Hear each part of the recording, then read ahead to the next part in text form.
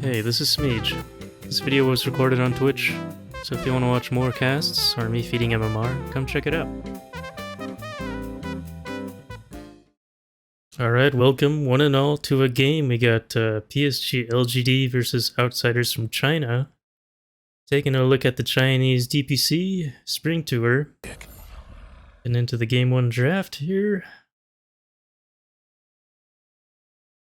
And I'm going to be going through this draft a little bit sped up just to examine how the meta is in each region. But we're getting some similar bans that I'm used to seeing.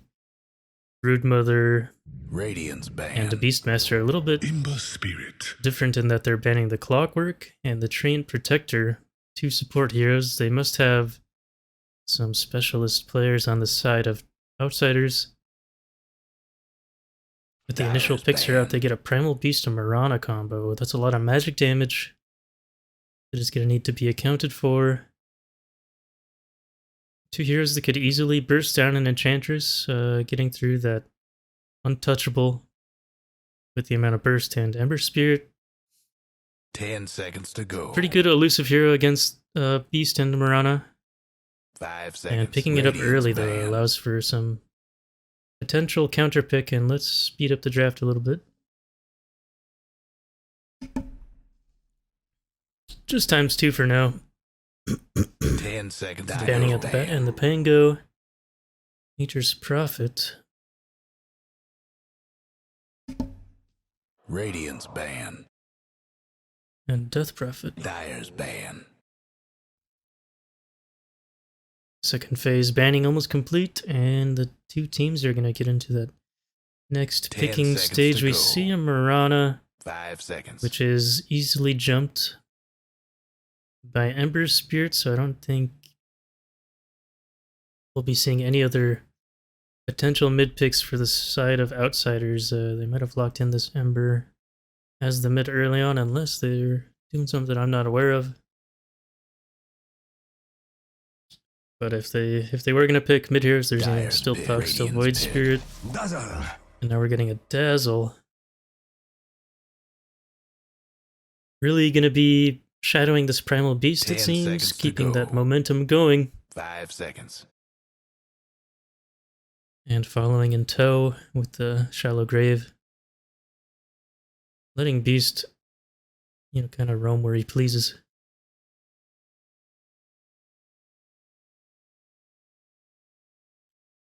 Outsiders dipping a bit into the reserve time. A Dazzle Mirana Beast. They're going for the Rubik. Yeah, some decent spells, but they can be pretty well protected by the side of PSG.LGD. Stealing a leap on Rubik, not the most fun. A very good mobility spell.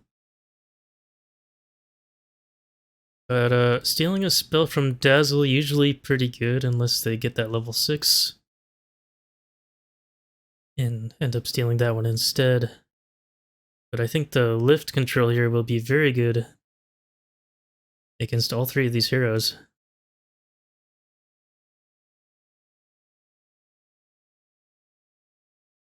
Not seeing the frontliner yet for the side of Outsiders. They pick up a Morph. A lot of dive potential 10 and seconds to go. Slight 5 seconds. Tankiness opportunities through the Enchantress and the Morph, but could be bursted down here. Radiance They ban. pick up a Purge, or they cover their Dazzle pick with an Axe. 10 seconds to go. Dire's ban. Excuse me, a little sneeze there. Picking up an Axe. 10 seconds. Which is a hero that can 5 seconds. Constantly try to initiate on an Ember Spirit and lock down a Morphling. Not always guaranteed to kill the Morphling, usually not, because they'll be getting that attribute shift off. Morphling is definitely a good laner and 10 seconds to go. should be able to survive through this laning stage and come out on top.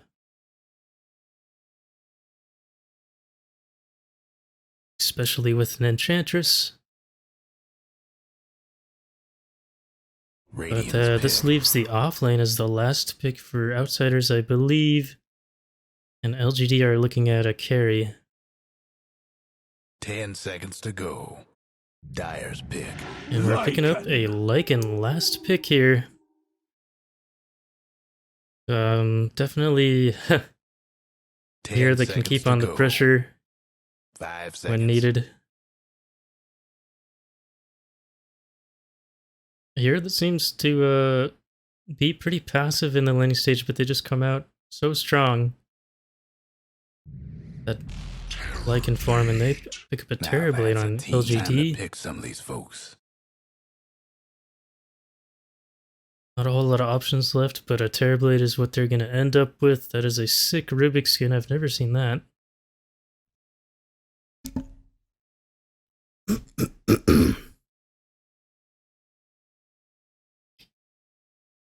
Tanky heroes on side of Outsiders in the form of Lycan and Morphling. I'm seeing a bit of weakness here against this Primal Beast, though. If he can be allowed to roam around after he gets a few levels, I believe he could break the backs. You deserve nothing. He could break the backs of Outsiders pretty easily. Oh, I'm still sped up. Alright, we're getting out to the game. One side is smoked up, the other is not. Gonna give the edge to LGD here. We know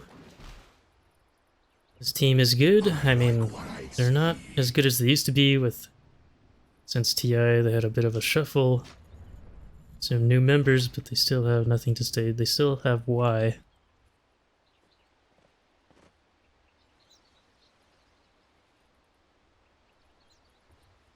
And yeah, gonna be exciting to see what exactly happens with this Primal Beast and how it's gonna be utilized. It is the mid Primal Beast. So it's gonna get those early levels and the ability to early rotate. A little bit of a pause that we'll skip through. Here we go. Dazzle Terrorblade top axe, bottom with a Marana.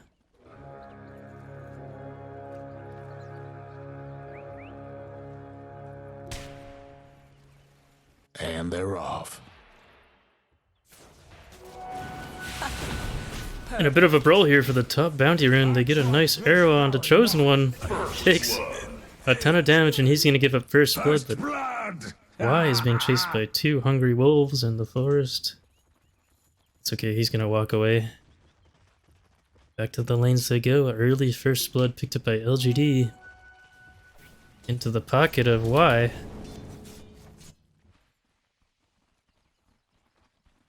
And I guess, you know, Terrorblade is looking pretty good here with the Metamorphosis at the ready. Gonna have to use it level 2, but a decent spell at fending off that Lycan. Let's see how not skilling that Metamorphosis level 1 is gonna affect his lane, though.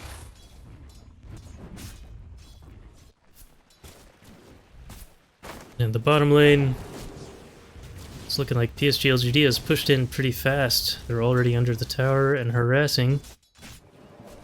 Rana is building just a ring of protection. Seems to be leading into a spirit vessel, if I'd have to guess. Another good poison touch here. With the reflection, that's a lot of slow coming out from the side of LGD.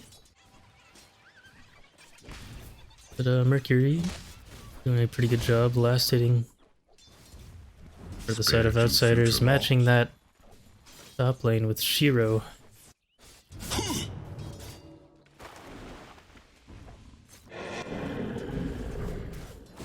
Here comes the Metamorphosis, finally used level 2. Putting the clicks onto Rubik, but he's going to TP back home. And be just fine. For the hunt.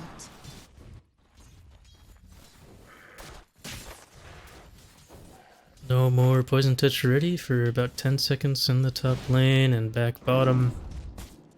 Something bad's happened to the A Radiant's little pick on a courier into a pause. Outsiders is not liking this. They've got a problem. Those eyes look disturbed. It feels like some lag might be coming in, so I'm gonna skip through this one too. Here's the G's. And just a very, very slight edge here in the top lane. Denied. Dire side with the metamorphosis, it's hard to lane into while he's transformed and able to secure a lot of last hits off the back of that transformation. We say no.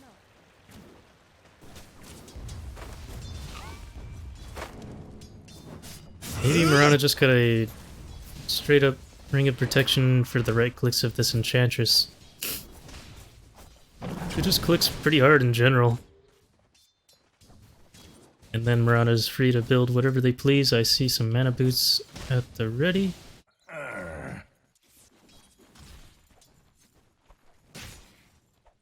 Sage's Mask for the Lycan. Of course, going to be building into that Helm of Domination. And in the mid lane, I hear an arrow coming out. Nope, nothing going on here. In the mid lane, I'd really like to see rotations before level 6, if possible. Otherwise, this Ember Spirit's gonna have way too easy of a time following the Primal Beast around. That Fire Spirit, Fire Remnant. A little bit of a chase under the tower and a rotation from Planet. Do they have a mango? They do have one. And upcoming is the 4-minute water runes in the rivers. Zeal unsuccessfully cutting the bottom wave of creeps. He's gonna have to run now. Run from the Enchantress. Radiant's mid tower's getting banged The up. yellow tomato chasing him down, and in the river, top river. Water runes have been grabbed, and a dive in by Primal Beast. I just saw a huge amount of damage come out from the Onslaught Trample. That's gonna take him down through his fire shield.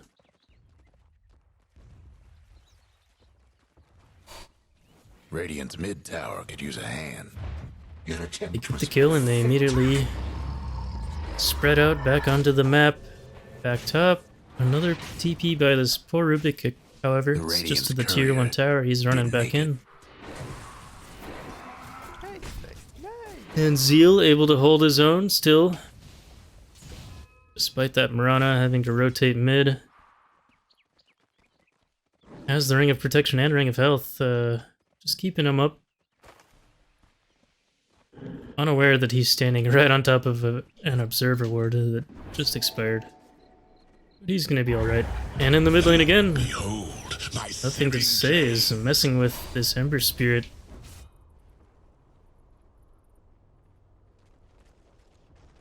Really abusing his level 6 timing, Ember. Only a quarter of a way to 6. Feeling quite behind now, and Planet's gonna try to keep that pressure on. Really not allow this Ember to get that EXP. Let's see if they can make one more play before he gets to level 6. Things in the bottom lane. Mirana's spotted out now in the top lane. Chosen One's taking a ton of damage. The Metamorphosis comes out, and why you smile? Being chased by wolves at the same time. Chosen One eating the clicks from Terrorblade. They're both gonna fall. And her Rubik as well, picked up by Shiro. Oh, who died? Bottom Axe. Kills all across the map, and in the mid lane. Kills everywhere other than the place we were expecting them. And a little... Oh, finally, here comes the play onto the Ember Spirit. They get the easy arrow follow-up. And Ember's down again. That's like his, what, twice? He's died twice? Yeah.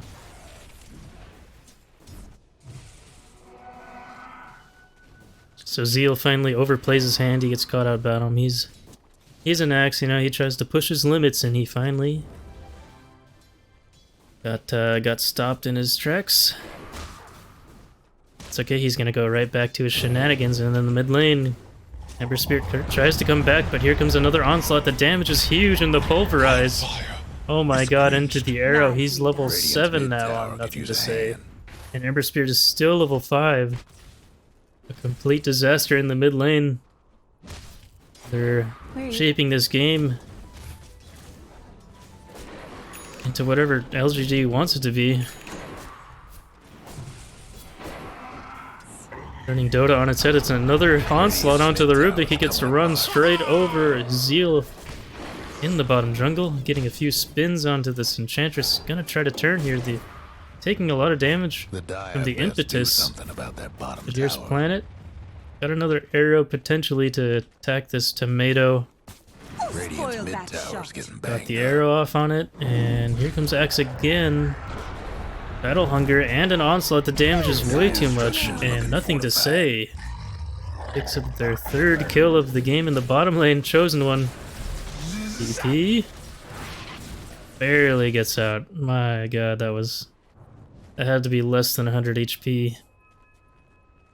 So many things have been going on, but look at the triangle of LGD. All this action and still getting all these stacks. Oh my god, that's like a quad stack of Ancients and a triple of a hard camp into a poor defenseless Rubik. Eaten alive, and Zeal is behind the tier 2 bottom. This game's quickly gotten way out of hand for the side of Outsiders. Arrow off the mark. They can't hit the Enchantress, but definitely an ample amount of magic damage to take down an Enchantress. Mercury, however, this game has been pretty quiet, but Ben mostly left alone. We're only 8 minutes into the game here. So it's hard to know exactly where we are in the state of the game. You know, the laning stage feels like it's way over by now, but Mercury's anchored down here, just continuing to farm, has 54 last hits. Getting some harass now, making his life a little bit more difficult, and got all the spells at the ready. The taunt comes out. Opting not to use the arrow, and Nothing to Say has showed up now. Just as I called it out, they know that Morph is the next target to be taken down. But the movements have been scouted out by the side of Outsiders. Enchantress gonna pay with their life. Protecting the Morphling for the time being. I believe Mercury's gonna have to be TPing out of here pretty soon. Straight to the top tier 2. And not quite spotted under this nice ward in their Radiant side jungle.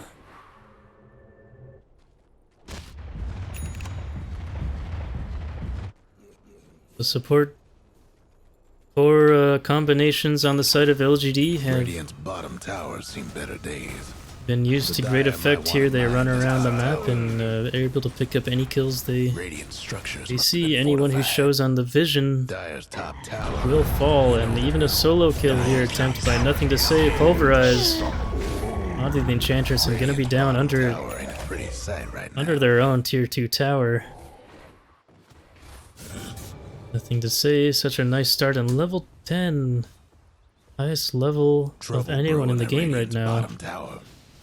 Highest level on the side of Outsiders is 7.